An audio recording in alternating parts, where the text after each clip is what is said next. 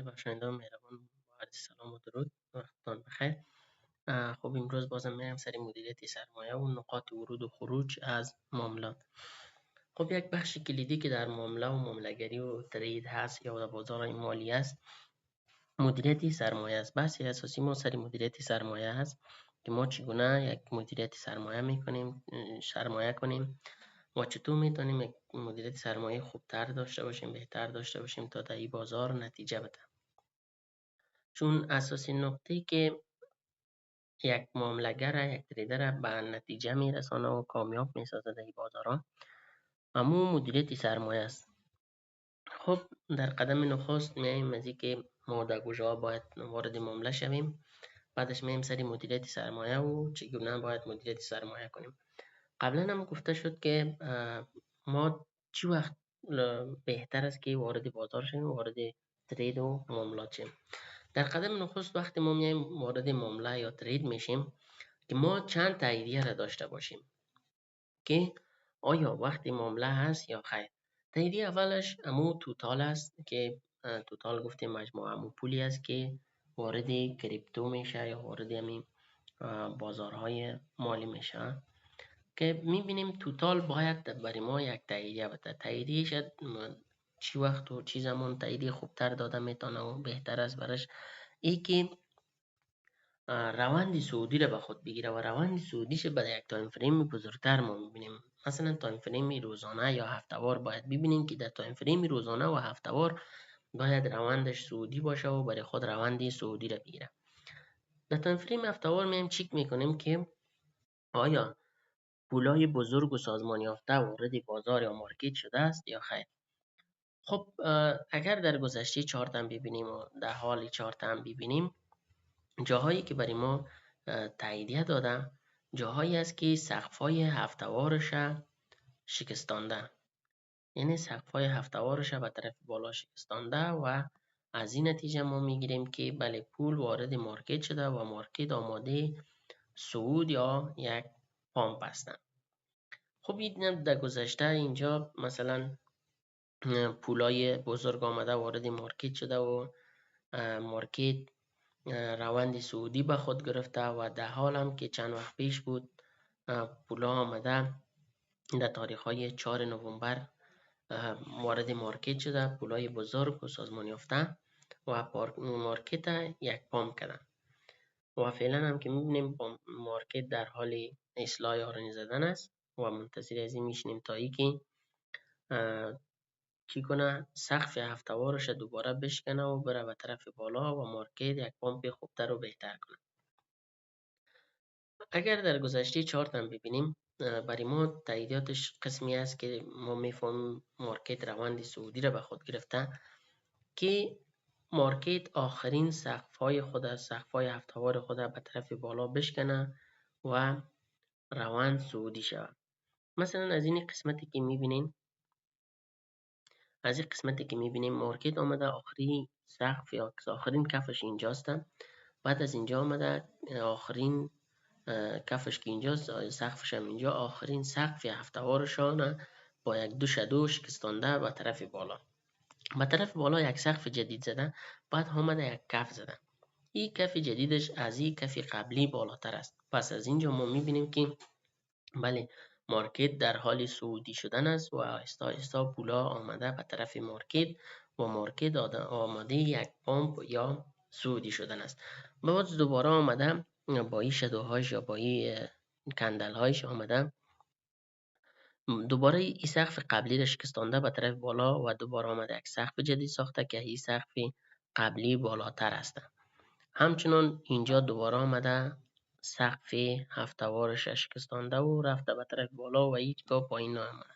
پس بهترین جایی که برای ما توتال تاییدی میده که ما باید وارد مارکت شویم و از مارکت در مارکت ترید بگیریم و یک سود خوبتر بگیریم این قسمت است. این قسمت ما متیقن شدیم و اطمینان حاصل کردیم که بله پولای بزرگ وارد مارکت شده، زمانش رسیده که ما وارد معاملای خود شویم، وارد ترید شویم. چی تریدهای روزانه است، چی تریدهای در تایم فریم های ساعتی 4 ساعته و 1 ساعته است، چی هم در بخش سرمایه گذاری که به مدت یک ماه و 20 روز یا هفته‌وار می باشه او اصلا. پس بهترین جای اینجاست که ما تاییدی را از توتال گرفتیم. بعدش میایم اگر ما روی ارزای درجه یک یا اولای مارکت سرمایه گذاری کنیم، خب این توتال کفایت میکنه. بعد اگر بخوایم از او پایین ترش روی دیگه جز بیت کوین روی دیگه تمامی ارزا یا آلت کوین ها سرمایه گذاری کنیم، سر توتالی دو میایم. توتالی دو هم مجموعه ارزی را نشان میده که جز بیت کوین سر دیگه آلت کوین ها هستن. اینجا میایم که میبینیم آخرین سقفایش در گذشته در کجا شکستانده. آخرین سقفایش میبینیم سقفای هفته‌وار در اینجا شکستانده و در حال هم در اینجا شکستانده و مارکت چند روز پیش یک پامپ خوبتری را داشت و فعلا مارکت رفته تا این قسمت یک اصلاح کرده رایز. ما منتظری از این میشینیم دوباره تا ای که سقف حداقل سقف هفته‌وار یا روزانه خود به طرف بالا چگونه بشکنه و صعودی شود. یعنی ما منتظر از این می باشیم یا بهترین وقت برای ترید کردن یا سودهای خوبتر وقتی است که مارکت سقف‌های هفته‌وار خود به طرف بالا بشکنه، نه اینکه در تایم فریم های 15 دقیقه و 30 دقیقه و اینا. وقتی ما میفهمیم که پول‌های بزرگ و سازمان یافته، پول‌هایی که خیلی بزرگ از وارد مارکت شده، که سقف‌های هفته‌وار خود به طرف بالا بشکنه و بهترین وقت دیگه برای ترید و سودهایی از این که چند صد درصدی حتی 1000 درصدی را بگیریم که مارکت بیایم سقف هفته‌وار خود به طرف بالا بشکنه و مارکت یک صعود داشته باشد.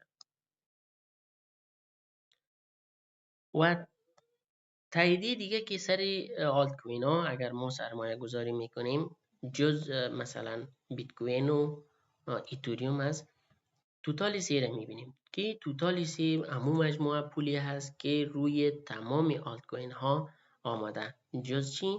بیت کوین و ایتریوم. میایم در بخش توتال سی را میبینیم که در تایم فریم هفته‌وار در کدام قسمت ها سقف‌ها را شکستانده و سودهای خوبتر و بهتر نصیب مردم کرده و ما کجا باید وارد معامله شیم و کجا منتظر تهدیدات باشیم. خب در گذشته هم که ببینیم توتالیسی در چند جایی که سقفای هفته‌وارش شکستانده، مثلا در این قسمت در سال 2000 اواخر 2020 و اوایل 2021 که همو بولران بود اینجا شکستانده، بعد تاییدی داده و رفته به طرف بالا. و در اینجا هم اگر ببینیم در سال 2023 اواخر 2023 و اوایل 2024 در این قسمت ها هم سقف های هفته‌وارش شکستانده و دوباره پایین نموده و تاییدی داده و رفته بالا.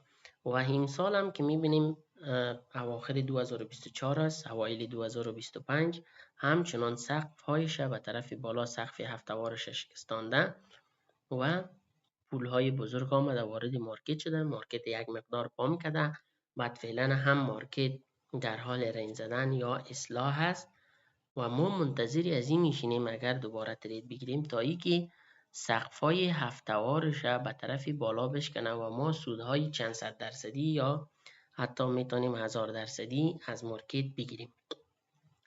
یک فرصت برای ما در این قسمت مارکت داد در بخش آلت کوین ها از روی توتالیسی که سقف هفته‌وارش به طرف بالا شکستان و هر آلت کوین 100%، 200%، 300%، 80% حتی زیادتر از او برای ما چی کرد؟ سود داد و سودش گرفتیم و فعلا مارکت در حال اصلاح است به خاطری که آخرای سال است و بعضی رخصتی ها و این چیزا باعث شده که مارکت یک اصلاح کنه یا رنج بزنه و ما منتظری از این میشینیم تا اینکه مارکت دوباره پولای بزرگ به خود جذب کنه.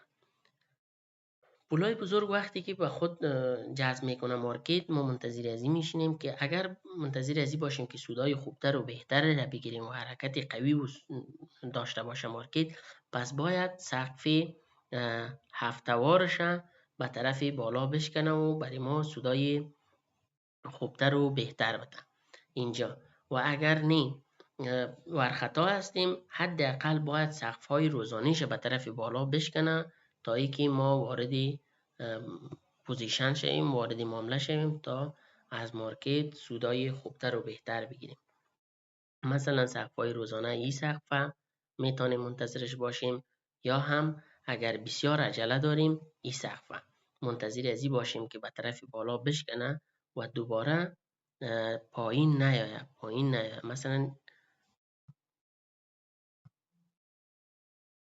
مثلا این سقف به طرف بالا بشکنه، برای ما تاییدی بده و ما وارد پوزیشن شیم. وقتی ما میایم به تایم فریم های پایین تر، از هفته وار پایین تر، مثلا روزانه و 4 ساعته تاییدی های خود میگیریم، یک چیزی که باعث ازی میشه و خوبی داره و که از اینجا تاییدی خود میگیریم، زودتر وارد پوزیشن میشیم، هم خوبی داره هم بدی. خوبی به این داره که ما زودتر وارد پوزیشن میشیم. اگر مارکت پامپ کرد و سعودی شد، سودای بیشتر میگیریم. و دومی که برای ما استاپمان پایین تر میفته، چون یک بخشی کلیدی و اساسی برای کامیابی ای است که ما باید مدیریت سرمایه داشته باشیم و در هر معامله مان، چی معاملات اثباتمان باشه چی معاملات تریدمان باشه، باید و حتمی است که ما استاپ داشته باشیم. و یک چیز دیگه حتمیش ای است که وارد معامله میشیم که باید حداقل سقف‌های روزانه خود به طرف بالا بشکنه و ما وارد معامله شویم. پس ما که میخوایم عجله داریم و میایم در تایم های روزانه و حتی 4 ساعته تاییدی خودم میگیریم، وارد مارکت میشیم، میبینیم که مارکت سعودی شده، فقط دو دلیل. یک دلیل از این که سودی بیشتر بگیریم، دیگه دلیل ای که استاپ من کوچکتر بیفته. مثلا اگر ما در تایم های هفته‌وار منتظر از این بشینیم که بالای از این سقف تاییدی بده، درست است که وقتی بالای سقف های هفته‌وار تاییدی میده و کندل هفته‌وار بالای سقف هفته‌وار بسته میشه و مارکت صعود میکنه، پامپای خیلی زیاد میکنه، صعودی بیشتر میکنه، اوش درست است. و همچنان باز استاپ مان هم پایینی سقف میاد دیگه، باز استاپ مان هم زیادتر میاد. و اگر از اینجا که تاییدی ما روزانه میگیریم یا 4 ساعته میگیریم، خوبیشی است که استاپ مانم کوچکتر میفته و اگر از اینجا پمپ کنم مثلا تا سقف هفته‌واره، حداقل هر کوین یا آلت کوینی که ما روی سرمایه گذاری میکنیم 100-200% یا 50% برای ما سود میده. پس برای از اینکه ما زیاد عجله کنیم و چیز کنیم، این است که هم استاپ مان پایین تر میفته و هم برای ما سودی بیشتر میده. و هیچ وقت دیگه ای که لازم نیست که پایین از این سقف روزانه ما وارد مارکت شیم. شاید امکانی از این باشه که اینجا مارکت در حال رنج زدن باشه و روزها منتظری از این باشیم که مارکت هم اینجا رنج بزنه و ما یکی خوب امو صبر و حوصله ما شاید و قدر زیاد نباشه، یا هم مارکت از اینجا بیاید دیگه هم اصلاح بیشتر کنه. یکی خود چندین روز باید منتظری از این باشیم که مارکت صعود کنه و نشانی صعود دوونه میبینیم. دومی که انتظاری بیش از حدم آدم چی میکنه، از امو معامله‌گری یا استرید دلسیاه میکنه. پس بهترین وقت جایی است که حداقل سقف‌های روزانه را به طرف بالا بشکنه و وارد معامله شویم. پس اینجا که این تاییدیات رو گرفتیم، میریم حالی روی آلت کوین ها. روی آلت کوین ها میریم که در گذشته در کجاها برای ما چیز داده بود، ترید داده بود یا فرصت ترید کردن داده بود یا سودای انگفته داده بود و در حال در کجاها خواهد داد و چه قسمی باید مدیریت سرمایه کنیم. فرضاً میریم روی هر آلت کوینی که باشن، اگر ایتریوم است، اگر مثلا سولانا است، اگر سویا است، اگر دوش کوین است، هر کدامش ببینیم، میبینیم که در گذشته ها در کجا برای ما فرصت ترید کردن داده و ما باید چگونه ترید میکردیم و در حال باید ما چگونه ترید کنیم و چگونه مدیریت سرمایه کنیم. چون همون بحث اساسی من سری مدیریت سرمایه است که ما چگونه باید مدیریت سرمایه کنیم تا اینکه در این مارکت پایدار بمانیم و سود ببریم از این مارکت. چون هر چی از استراتژی بهتر داشته باشی، هر چی تکنیکال، فاندامنتال، هر چی که بلد باشی، ولی اگر مدیریت سرمایه نداشته باشی در این مارکت ورشکسته میشین و اگر از این استراتژی یا از تکنیکالات چیزای کمتر هم داشته باشی ولی یک مدیریت سرمایه فوق العاده داشته باشی، میتونی از این مارکت سودای بهتر و خوبتری را به دست بیاریم.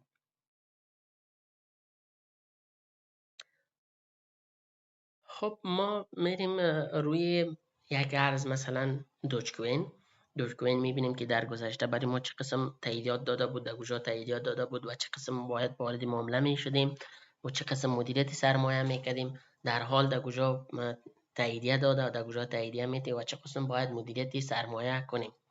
خب اول گذشته از این را میبینیم. برای از اینکه بهتر بفهمیم و میریم امو توتال سی را اد میکنیم، چارت توتال سی را اینجا اد میکنیم و میبینیم در دوج کوین که آیا زمانی که توتال سی برای ما تاییدیه داده، یعنی پول وارد مارکت آلت کوین ها شده، آیا خود دوج کوین هم چارت دوج کوین هم برای ما تاییدیه داده یا نداده و چه قسم باید وارد معامله میشدیم. خب اینجا میایم امو چارتی توتال سی را اد میکنیم. میبینیم که چارت توتال سی و چارت دوج کوین هر جایی که توتال سی برای ما تاییدیه داده، برای ما چارت دوج کوین همچنان تاییدیه داده. یعنی وقتی که چارت توتال سی روند سعودی به خود گرفتم، آلت کوین ها همیشه اگر چیک کنیم پشت سری هم، بعضشان همون روز، بعضشان یک روز بعد، بعضشان 5 روز بعد، بعضشان حتی یک روز 2 روز بیشتر یا قبلتر از توتال سی روند سعودی به خود گرفته و پام کرده و سعودی کرده، صعود شده.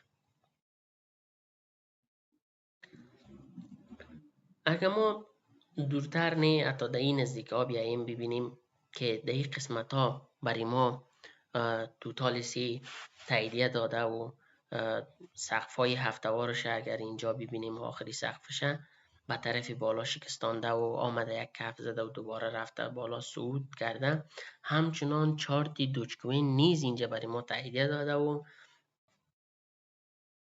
یک سقف هفتوار به طرف بالا شکستانده و صعود کرده. خب میبینیم در قبلا هم که همون روزی که مثلا پول وارد توتالی سی شده هست، در این قسمت روند چارت توتال سعودی شده و پول بزرگتر، یعنی پولهای سازمان یافته یا پولهای شرکت ها یا پولهای خیلی بزرگ که وارد مارکت شده و روی آلت کوین ها آمده، آلت کوین ها اما چارت آلت کوین ها همچنان روند سعودی را گرفته و میبینیم که اما دوج کوین که ما مد نظر گرفتیم، دوج کوین همچنان سقف هفتوارش در یک قسمت شکستانده آمده، یک چیز کرده، یک اصلاح کوچک کرده و این کف که زده از این کف قبلی بالاتر بوده، پایین تر نبوده و دوباره همچنان رفته سعودی شده. اینجا برای ما تاییدی داده که بله روند امی دوج کوین همچنان سعودی شده. خب اینجا باید چارت، چون صفحه خردتر است، چارت توتال سی را پاک میکنیم، فقط چارت دوج کوین را میبینیم و سرش کار میکنیم و اینجا میایم مدیریت سرمایه را سرش کار میکنیم و کجا برای ما تاییدی داده هم میبینیم. خب گفتیم در قدم نخست باید در تایم فریم های بزرگتر باید دیده شود، در تایم فریم های هفتوار. بعدش میایم در تایم فریم روزانه تاییدی خود میگیریم. بعدش اگر خیلی عجله داشتیم و میخواستیم مارکت در ما سودای بیشتر بده، سودای خوبتر بده و استاپ لاس من کوچکتر بیفته، پس میایم در تایم فریم 4 ساعته هم تاییدی خود میگیریم یا 1 ساعته هم میگیریم. در اون 4 ساعته و 1 ساعته معمولا ترید میکنیم با مو لیوریج و چیزا، ولی در تایم فریم های روزانه و هفتوار وارد پوزیشن های سرمایه گذاری میشیم و چی میکنیم؟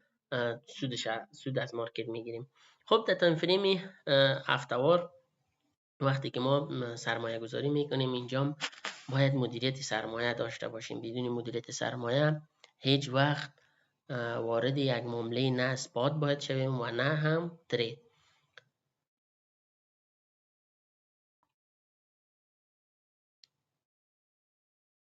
خب فرض میکنیم که اینجا از روی توتال و توتال 3 که همون بخش آلت کوین هاست برای ما تاییدی داده، پول آمده روی آلت کوین ها.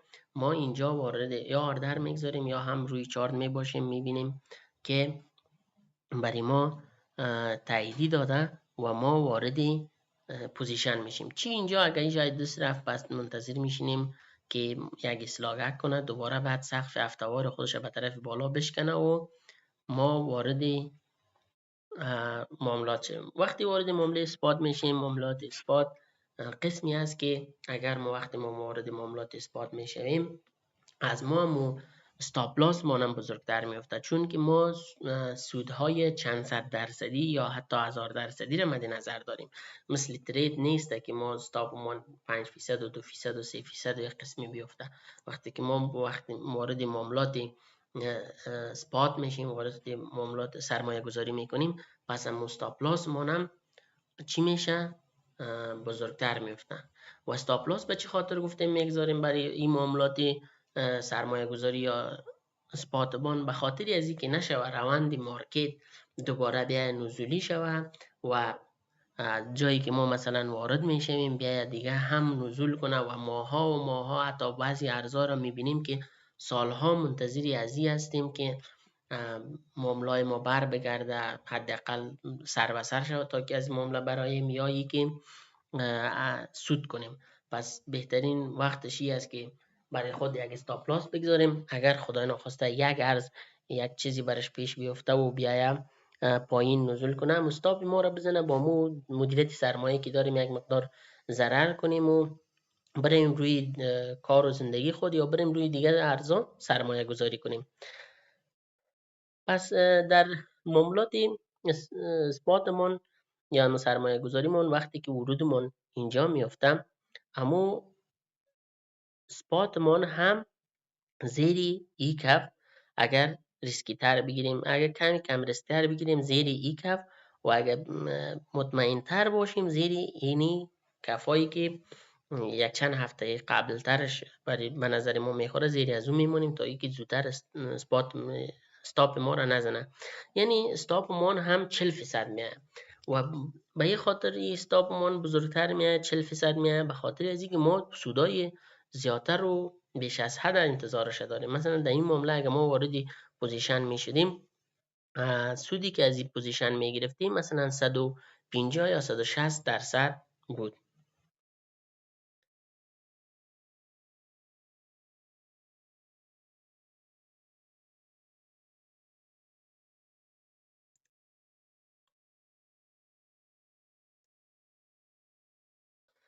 خب اینجا هم که وقتی وارد پوزیشن میشیم مدیریت سرمایه را مد نظر میگیریم. بعضی ها هستن که اگر از کل داراییش $1000 باشه، مثلا کل داراییش $1000 باشه، توانی از دست دادنی 40% از این داره. مثلا 40% از این میشه $400. توانی از دست دادنی 40% از این داره، اما 40% برای خود استاب میگذاره و وارد معامله میشه. بعضی ها نه، مثلا 400 از $1000 اگر $400 از دست بده، سر روح و روانی از او تاثیر منفی داره و همی که ضرر یا مزیانی که سر انسان، سر روح و روان یک معامله‌گر یا تریدر تاثیر منفی داره، او اگر او کار شوه یا او اتفاق بیفته، تمام معاملات از او برهم میخوره و نمیتونه یک معامله خوبتر پیش ببره.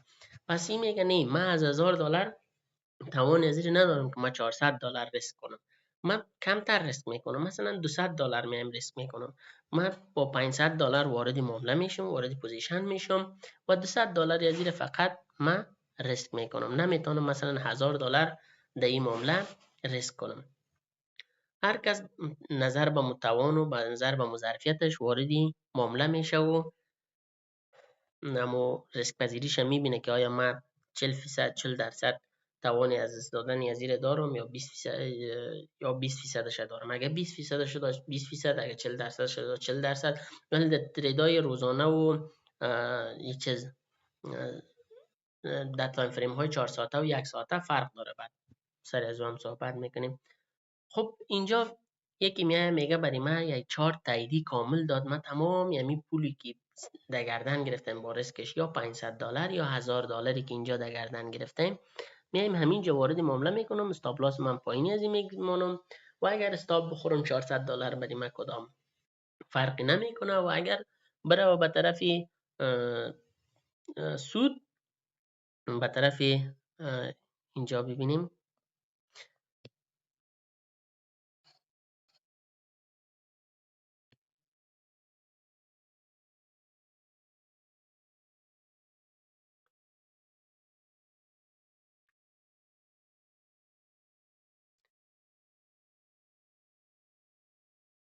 خب اینجا مثلا ما استاپ ما میگذاریم زیری کف و 40% مثلا استاپ میگذاریم و اگر به طرف چی بره، به طرف بالا بره، ما مثلا 170 یا 180% چی میکنیم؟ سود میکنیم و یک ریسک و ریواردی 4.5 برای ما میتن. و یکی میگه نه، من پول ما به دو بخش تقسیم میکنم، یک بخشش از امو تاییداتی که روزانه یا 4 ساعته بوده او وارد میکنم، یک بخشش میایم وقتی که تاییدات کامل و بهتر را در تایم فریم هفتهوار دیدم اونجا وارد میکنم. خوبی از این است که مثلا اگر ما در تایم فریم روزانه بیایم، برای ما تاییدی قبلتر از این داده که هفته سرش رد شود. مثلا اینجا میبینیم که در تایم فریم روزانه اما یه چیز ما پایین تر میاد، قبلا هم بحث کردیم وقتی که ما میایم تاییدیه رو در تایم فریم های روزانه یا 4 ساعته میبینیم، به این خاطر که استاپ من کمتر شود و چی شود؟ اما سود بیشتر نصیبی ما شود. پس اینجا که میبینیم در تایم فریم های روزانه آخری باری که برای ما تاییدی داده در این قسمت هستن، در این قسمت ها مثلا کف زده رفته یک سقف زده که اینی سقف قبلی را شکستانده، بعد آمده دوباره پایین ای کف نیامده، بالای کف دوباره آمده ای سقف شکستانده. ما اگر در تایم فریم روزانه در این قسمت تاییدی خودم میگرفتیم وارد معامله میشدیم، دو خوبی داشت. یک خوبی که امو استاپمان کوچکتر می آمد و دوم خوبی که سودی بیشتر نصیب ما می شد. مثلا اگر در تایم فریم روزانه همینجا ما وارد معامله می شدیم، پس چی می شد؟ ببینیم اینجا، پس استاپمان می شد 21% به جای 40% و ریسک و ریوارد هم می شد 12 یا 12.3 می شد. پس بهترین اگر کسی که میتونه مدیریت سرمایه کنه و وارد معامله شود به این دو نحو است. یکی میخواد تاییدات هفته‌وار رو ببینه، در تاییدات هفته‌وار میبینه که بله خبرهای خوش در مارکت آمده، رئیس مارکت روند سعودی رو برای خود گرفته رئیس. پس من میایم در تایم فریم های روزانه یا 4 ساعته تاییدی خودم میگیرم، با مدیریت سرمایه با استاپ لاس وارد معامله میشم. تاییدی روزانه و 4 ساعته خوبیش گفتم دایی است که یکی سودی بیشتر برای ما میده، دومی که استاپ ما کوچکتر میفته. قسمی که در این معامله دیدیم که بجای از اینکه در تاییدی هفته‌وار بریم در تاییدی روزانه رفتیم، از روزانه تاییدی گرفتیم. وقتی که وارد از این شدیم استاپ من 21% آمد، ریسک و ریوارد من 12% آمد. یعنی اگر ما در این معامله $100 ضرر میکردیم، $100 هم 21% استاپ من اونقدر سرمایه می بود که $100 ضرر میکردیم، ما 12 برابر $100 سود میکردیم، یعنی 1200 دلار ما در این سود میکردیم.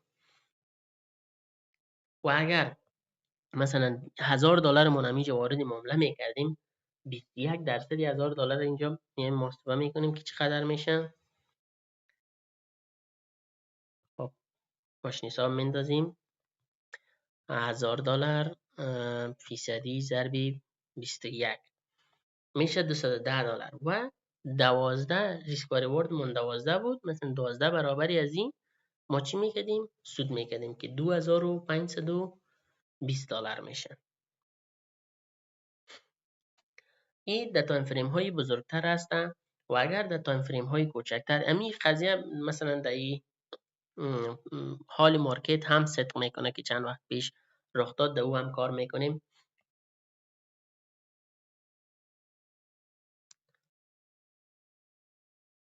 خب اول مثلا از امو تایم فریمی بزرگتر میبینیم. اینا رو پاک کنم.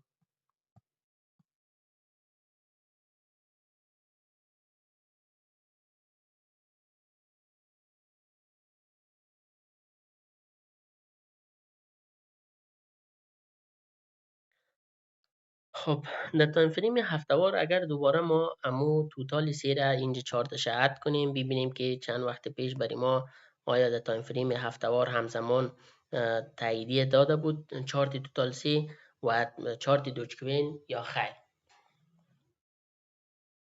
خب بله، جایی که برای ما توتال سه تاییدیه داده، مثلا اینمی سقف هفته‌وار اگر بگیریم یا یا اینا را بگیریم مشکل نیست. خب ایره میگیریم، میبینیم که آخر سقف هفته‌وار در اینجا توتال سه شکستانده، پول وارد آلت کوین ها شدن و بعد میبینیم روی دوج کوین هم آیا همین اتفاق افتاده یا خیر. بله، میبینیم روی دوج کوین همزمان وقتی که پول روی توتال سه آمده، روی دوج کوین نیز آمده.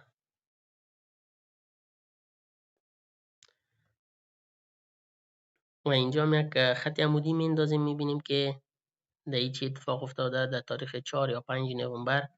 بله، خب اینجا تاریخ 4 نوامبر اگر چارت چیز پاک هم کنیم مشکل نیست. چارت توتال سه میبینیم که بله، امو وقتی که توتال سه برای ما تاییدیه داده، چارت توتال سه برای ما تاییدیه داده و پول وارد آلت کوین ها شده، چارت دوج کوین از او قبلتر حتی برای ما تاییدیه داده. میبینیم که اینجا یک کندل قبلتر شکستانده و رفته سعودی شده. پس ما اول از روی چارت توتال سی میتونیم تاییدیه بگیریم، از روی چارت خودی هم ارز هم میتونیم تاییدیه بگیریم. باید هر دوش برای ما تاییدیه بده و وارد پوزیشن یا معامله شویم. خب اینجا دیگه چارت توتال سی کار نیست، فقط اینجا ای کار است. خب گفتیم وقتی که ما سرمایه گذاری میکنیم یا همو ریدای بلند مدت میکنیم برای 2 هفته 3 هفته و 1 ماه و 2 ماه، امو استاپ لاس مانم بزرگتر میره. وقتی که ما میایم اینجا ترید میکنیم، ترید های در تایم فریم های روزانه، مثلا تایم فریم های 4 ساعته یا 1 ساعته، از 1 ساعته به هیچ وجه ما پایین نمیم. میایم سری از این بحث میکنیم که ما در تایم فریم های 1 ساعته و 4 ساعته و روزانه چه قسمی وارد معاملات میشیم و چه قسم مدیریت سرمایه کنیم. یک بخش دیگه هم اینجا باید توضیح داد که در کجا باید وارد معامله شوی، کجا باید از معامله خارج شوی. اون هم بحث میکنیم، بعد میریم روی تایم فریم های کوچکتر. خب تایم فریم بزرگتر گفتیم وقتی که ما در هفته‌وار همچنان توتال سی تاییدیه داد، خودی چارت همو ارز هم تاییدیه داد، ما وارد معامله میشیم. برای ما استاپمان بزرگتر میفتن. میبینیم اگر بالای همی چیز تاییدیه وارد میشدیم، استاپمان میامد حداقل 45% و سودی که از این میگرفتیم کم از کم، ببین نمیگیم که بالای بالا، اگر در وسط ها بگیریم 200% حدوداً برای ما سود میداد. به خاطر از اینکه در این تایم فریم های بزرگتر استاپمان بالاتر میآید، باز توقع سودهای بیشتر هم داریم. یعنی استاپمان رو به این خاطر بالاتر میگذاریم که با یک حرکت های چند فیصدی و 5-6% نباید استاپمان خورده شود و ما از معامله خارج شویم. خب میایم در تایم فریم های کوچکتر، میبینیم که در تایم فریم های کوچکتر در کجا برای ما تاییدیه داده بود و کجا باید وارد معامله میشدیم. اول میایم در تایم فریم های روزانه، میبینیم که در تایم فریم روزانه روند صعودی شده یا خیر. میبینیم از چند جای ما میبینیم که در تایم فریم روزانه بله روند صعودی شده.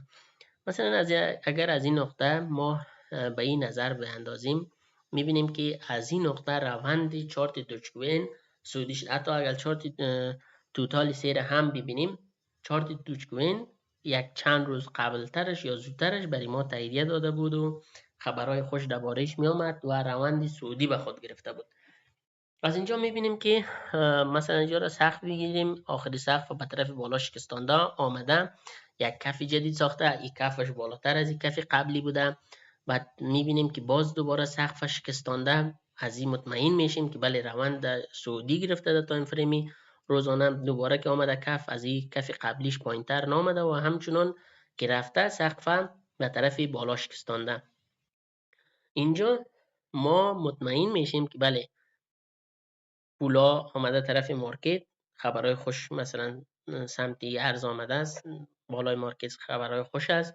پس روند چارت از نگاه توتالیسی، از نگاه خود چارت ارز روند صعودی به خود گرفتن. بعدش میایم در تایم فریم 4 ساعته یا 1 ساعته میبینیم که ترید در کجا باید باز کنیم و چطور مو ترید خود حفظ کنیم. خب اول یک چیزی که بود باید امو نقطه که توتالیسی برای ما تاییدیه داده بود اونجا را مد نظر بگیریم، چون مطمئن در این جایی که باید وارد معامله شویم جایی است که برای ما توتال و توتالیسی که در بخش آلت کوین ها است اونجا باید تاییدیه بده تا اینکه ما وارد معامله شیم. در تاریخ 4 نوامبر توتالیسی برای ما تاییدیه داده بود. بله دقیقاً اینجا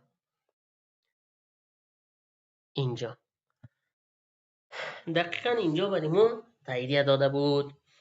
خب اگر اینجا را ما اگر تریدش هم میگرفتیم یا امو چیزش ظرفیتش هم میداشتیم، علمیتش هم میداشتیم و میدیدیم که بله خبرهای خوش آمده، چارت دوج کوین خوبتر حرکت کرده از نسبت به بعضی ارزها، میرفتیم از این پایینا تریدش هم میگرفتیم یا وارد این معامله میشدیم. و اگر نمیگفتیم که باش همی توتالیسی برای ما تاییدیه کاملتر و خوبتر و بهتر بده، منتظر از این میشتیم که توتالیسی تاییدی بده و توتالیسی دقیقاً این قسمت تاییدی داده. میبینیم که از پایین روند صعودی شده رئیس، ولی جایی که توتالیسی تاییدی داده ارز یک پامپ فوق‌العاده را به خود کرده، یک صعودی فوق‌العاده کرده نسبت به جایی که مثلا توتالیسی تاییدیه نداده بود یا سقف هفتوارش به طرف بالا نشکسته بود.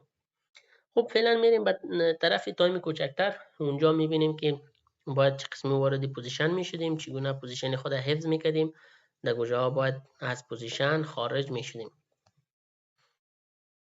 بله جایی که توتالیسی برای ما تاییدیه داده تایم فریم 1 ساعته، اینجا می بخش مدیریت سرمایه مونم میگیم بخشی از اینکه چه قسمی باید وارد معامله میشدیم و در کجا باید از معامله خارج میشدیم.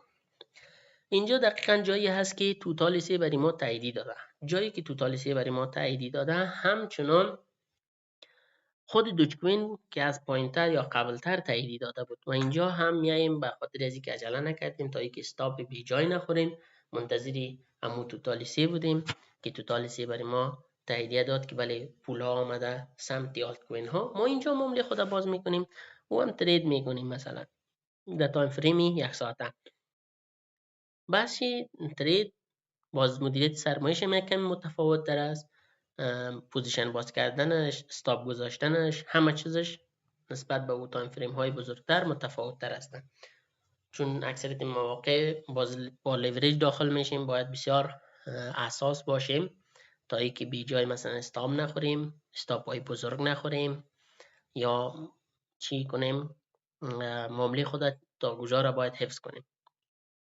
خب وقتی که میایم اینجا همینجا دیدیم که یک سقف زدن آمده، یک کف زدن از این کفی قبلی بالاتر، دوباره یک سقف زدن، سقف قبلی رو شکستانده آمده یک کف زدن و این کف بالای این کف قبلی است. پس میبینیم روند از اینجا دیگه صعودی شده رایز.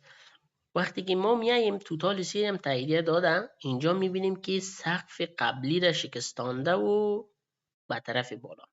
پس بهترین جای همینجاست که ما باید وارد معامله شیم. ما دمی جا یا آردر میمونیم یا اینکه بالای چارت هستیم و نظاره‌گر چارت هستیم، میبینیم چارت و وارد معامله میشیم.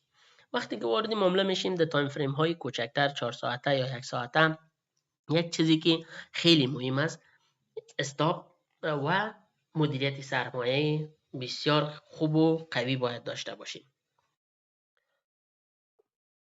خب یک چیزی که باید اینجا ذکر شود این است که در تایم فریم های کوچکتر 1 ساعته یا 4 ساعته، یعنی در بخش ترید، ما استاپ های خیلی بزرگ نمیمونیم مثل قبلا که گفتیم، چون که اگر همو ارز یا همو چارت روند صعودی نداشته باشه و مایل نباشه که صعود کنه، بیا زود استاپ مانه بزنه و ما همو با مقداری که ریسک کرده بودیم مدیریت سرمایه‌مون برای ما اجازه داده بود، همو استاپ مانه بزنه و همو پول باقی ماندی خود بگیریم بریم به سمت دیگه ارز و بالای او هر سرمایه گذاری کنیم یا ترید کنیم تا اینکه سود بگیریم از این مارکت. پس بهترینش این است که کوچکتر باشه استاپمان و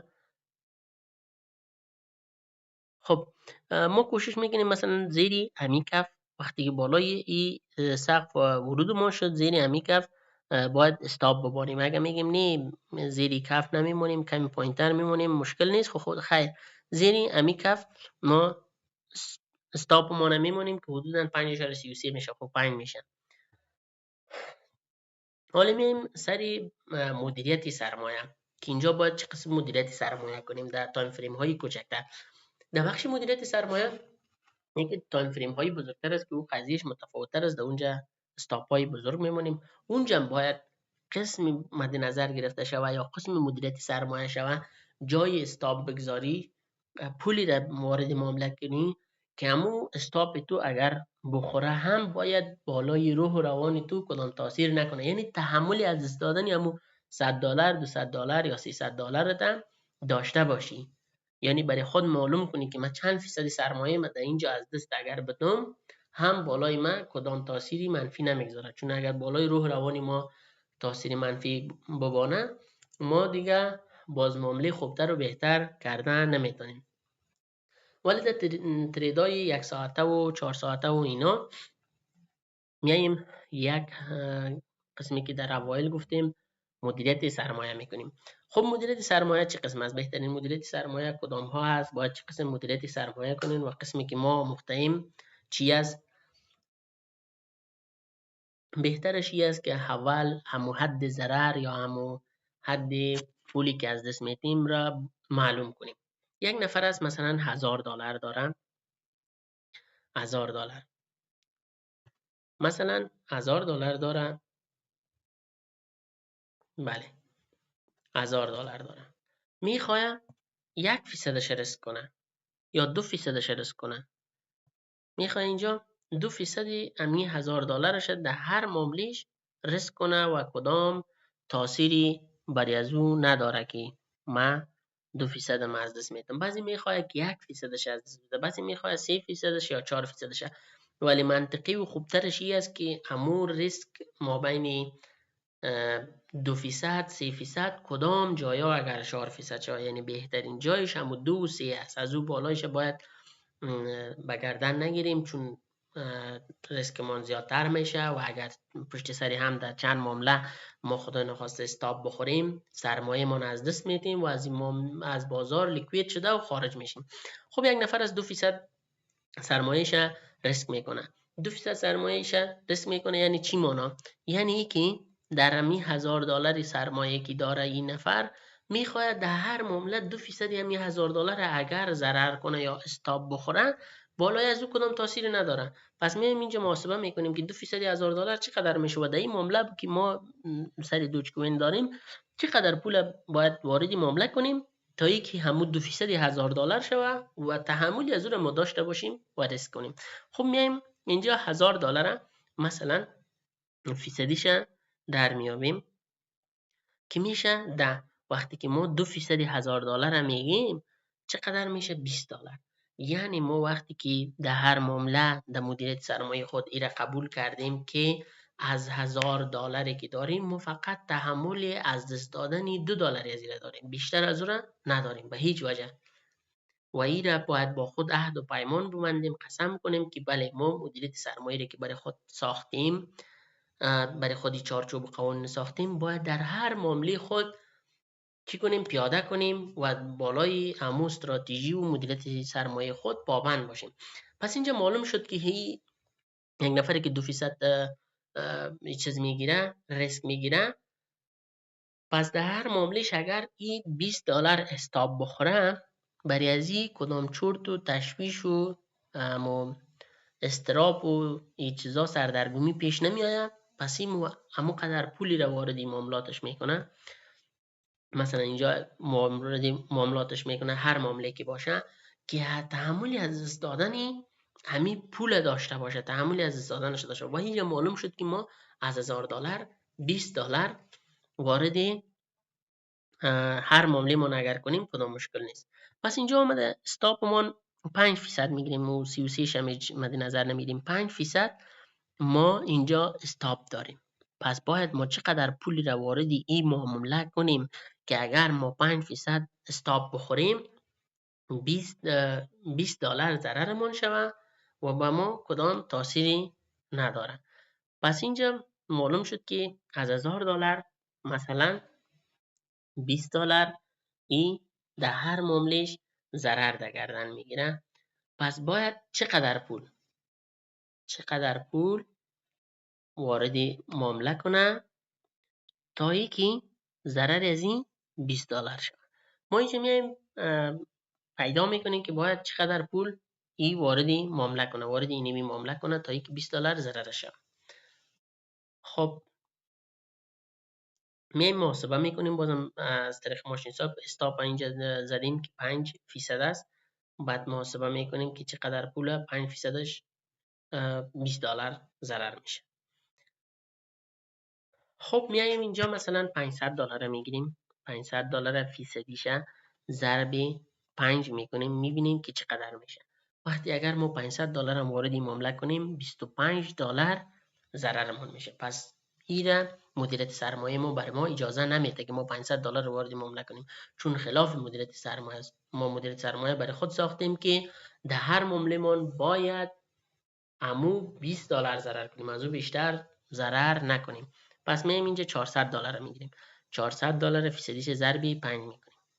میبینیم که بله $400 وقتی اگر ما وارد این معامله کنیم، وقتی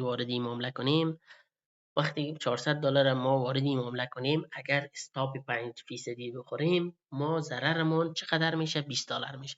پس تصمیم به این میگیریم که ما باید فقط $400 وارد این معامله کنیم تا اینکه $20 استاپ شود. اگر 5% استاپ بخوریم امو $20 شود.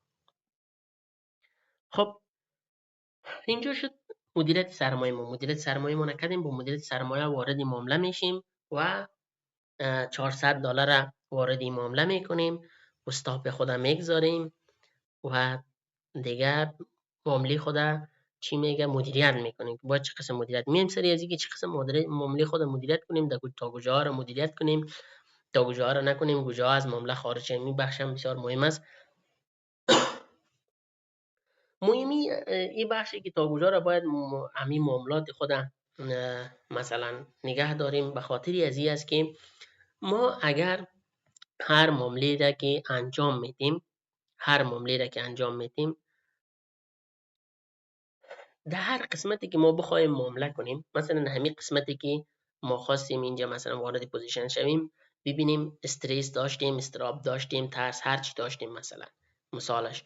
ولی اگر بخوایم زودتر از این معامله در این قسمت ها خارج شویم، با یک سودی مثلا 10% در یک سودی مثلا 5%، 6% خارج شویم، در یک قسمت دیگه از معاملات چارت وارد معامله شویم، ما امی استرسی که سر هر معامله کشیم در هر قسمتی از این چارت اگر ما وارد معامله شیم همین قدر استرس ما میکشیم. این یک بخش موضوع. بخش دومش این که امکان استاپ خوردنمون زیاد میشه. مثلا در هر جای امکان استاپ خوردنمون چی میشه؟ اتفاق میفته. مثلا اگر این قسمت مد نظر بگیریم، ببینیم که اینجا مثلا این سقف شکستانده و رفته به طرف بالا، ما اینجا وارد معامله شدیم با یک شادو و استاپ ما اینجا گذاشتیم و از معامله خارج نشدیم. اومد این کندل اومد استاپ ما را زد. همین چنان در چندین جای اتفاق میفته و این حادثه برای ما پیش میشه. پس بهترش چی است که ما بهترین کاری است که ما یک معامله خود حفظ کنیم و تمام روند سودش رو ببریم. اینجا میایم که چه قسم معامله خود باید حفظ کنیم.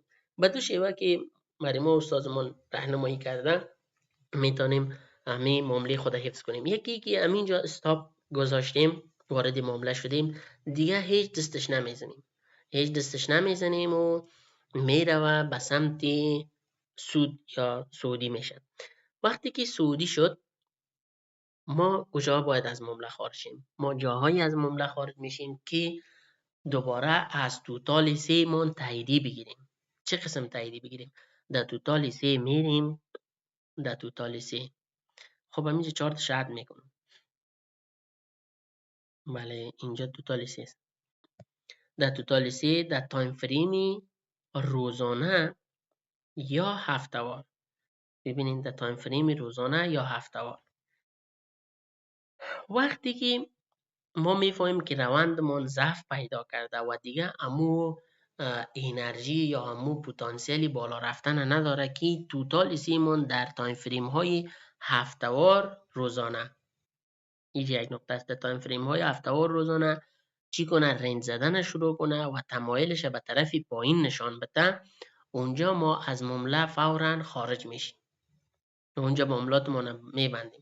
چون وقتی که توتال سیمون رنج زدن شروع میکنه و میایه کمی پایین، همه آلت کوین ها یا اکثر آلت کوین ها حداقل 30%، 20%، 10% ریزش میکنه. پس بهترین جای اینجاست که وقتی که ما میبینیم توتال سیمون در تایم فریم های روزانه یا هفته‌ای رنج زدن شروع کرد، ما باید فورا از معامله خارج شیم. این یک طریقش.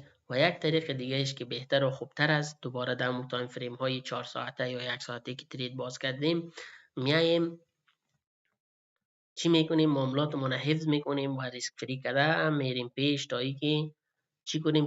تمام روند تریدش بگیریم. مثلا یک قسمش یک خوبی و بهتری بودن دارم دیگه. وقتی که آمد یک سقف زد، آمد یک کف زد، دوباره رفت یک سقف جدید زد، باز ما اجازه از این داریم که بیایم استاپ من زیر کف قرار بدیم. دوباره بعد یک سقف زد، یک کف زد، وقتی که رفت یک سقف جدید زد، ما اجازه از این داریم که استاپ من زیر این کف قرار بدیم و همین قسم تا آخر ادامه بدیم تا جایی که ما یا استاپ بخوریم یا که ببینیم در روندمون ضعف است یا دیگه پتانسیل نداره روندمون و از معامله خارج شویم. مثلا هر سقف و کفی که میزنه بالا پشت سری هم، ما فقط میایم زیر کف قبلی میمونیم. وقتی میای یک کف میزنه باز سقف جدید میزنه، میایم زیر کف قبلیش میمونیم. باز میای یک کف میزنه یک سقف جدید میزنه، ما میایم زیر کف قبلیش میگذاریم. همچنان تا جایی که روند ما گرفته بتانیم و روند همراهی کنیم. خوبی از این از گفتیم که تمام رونده میگیری سودشه، سودی بیشتر میگیری، دلی آدم جمع میباشه، استرسی کمتر، ترس کمتر، امو سردرگمی کمتر میکشی و سودش هم بیشتر میباشه. یعنی ما اگر در دیگه جایای از این چارت مثلا ما میشدیم وارد معامله میشدیم، یک امکان استاپ خوردن ما زیاد میشد. دومی که در هر معامله که ما امو استرس و هیجان و امو ترس و چیزی که داریم در هر معامله برای ما رخ میداد. و خوبیش این بود که مثلا ما این تمام رونده گرفتیم، برای ما یک ریسک و ریوارد زیادتر و بیشتر هم داد.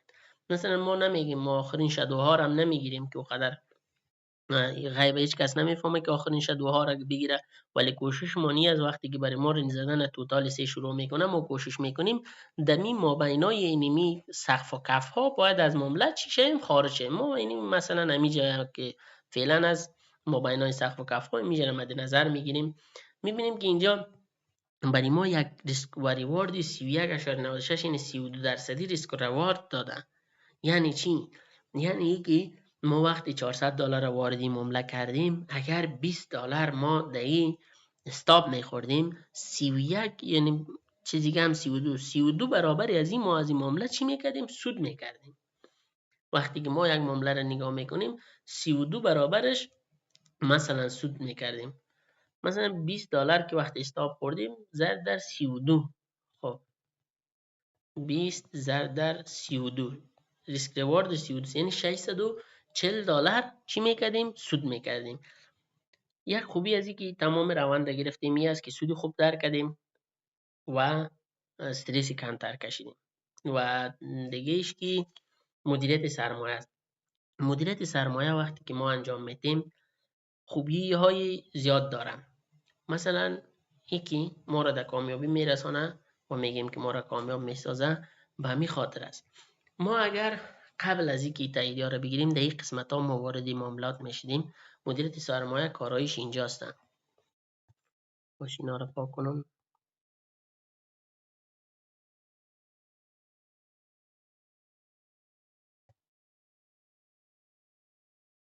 اینجا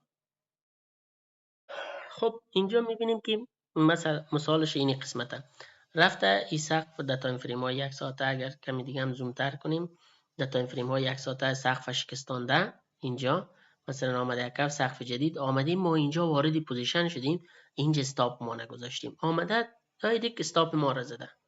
باز دوباره مثلا اینجا آمده یک بالا رفته، باز ما اینجا وارد معامله شدیم، باز آمده استاپ ما زده. خلاصی که ما چندین جای وارد معامله شدیم و پشت سری هم استاپ خورده رفتیم.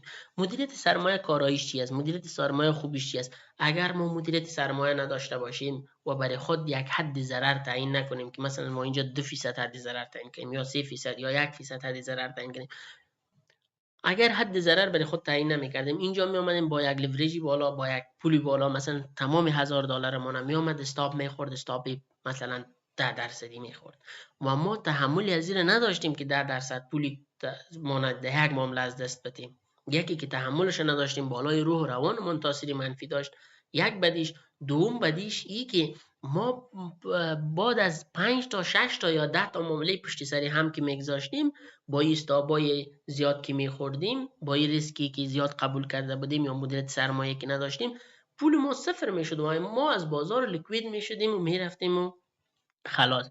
پس خوبی مدیریت سرمایه دایی است که وقتی ما مدیریت سرمایه کردیم، برای خود مدیریت ریسک تعیین کردیم و گفتیم که بله ما در هر معامله ما فقط 2% پول خود باید از دست بدیم، از 2% به هیچ وجه باید بالا نبریم و این با خود عهد کنیم، قسم بخوریم که باید در هر معامله خود فقط همون 2% که در گردن گرفتیم همون 2% ریسک کنیم و در معامله من پیاده کنیم. خوبی که از چی است؟ مثلا امیر قسمت ها یا هر قسمت چارتی را که در نظر بگیریم، ما پشت سری هم 5 تا حتی 10 تا استاپ میخوردیم که اگر کسی استراتژی داشته باشه و همون مدیریت سرمایه داشته نمیشه، ولی شاید 1 تا 2 تا بخوره ولی 10 تا نمیخوره. اگر باز هم خدای نخواسته ما 10 تا استاپ در هر قسمتی چارت میخوردیم یا بازی میخوردیم یا معامله اشتباه باز میکردیم، 10 استاپ هم میخوردیم، 10 بیستیمون $200 میشد.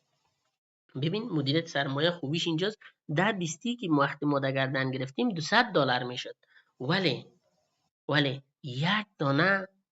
یک معامله مانه که ما حفظ کرده تانستیم، مدیریت سرمایه کرده تانستیم، کنترل کرده تانستیم و رفت، چقدر برای ما سود داد؟ اینجا حساب کرده بودیم $640 برای ما سود داد. ببینین $640 وقتی که 10 تا استاپ هم پشت سری هم خوردیم، مدیریت سرمایه داشتیم، فقط $200 ما از دست دادیم، ولی در یک معامله ما $640 چی کردیم؟ سود کردیم. از این معلوم است که ما چقدر $440 بازم پیش هستیم و سود کردیم. و اگر مدیریت سرمایه نداشته باشیم، 10 تا معامله چی که شاید در 5 تا معامله تمام پولمون از دست بدیم، یعنی ریسکای را استاپایی را بخوریم که اما مدیریت سرمایه نداشتیم که از همون وسط و توان ما از کلگیش بالاتر بوده و هیچ وقت ما تحملی او قدر پول از دست دادن نداشتیم.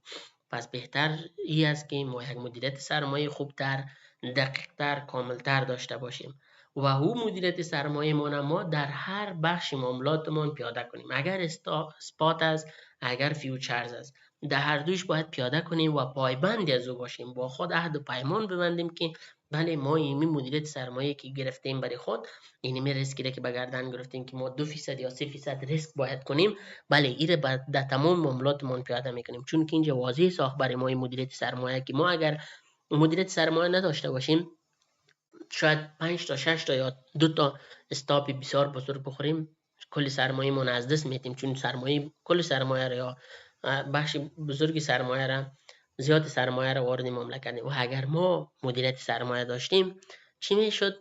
امو پول کمتر وارد معامله میکردیم و ضررمون فقط هم 2% میشد، ولو اگر در پوزیشن اشتباه هم میکردیم یا یک اتفاق میافتاد روند برعکس میشد، ما 10 تا معامله را اگر استاپ میخوردیم $20 میشد $200 ولی یک معامله من مثلا $600 $700 $1000 برای ما سود میداد.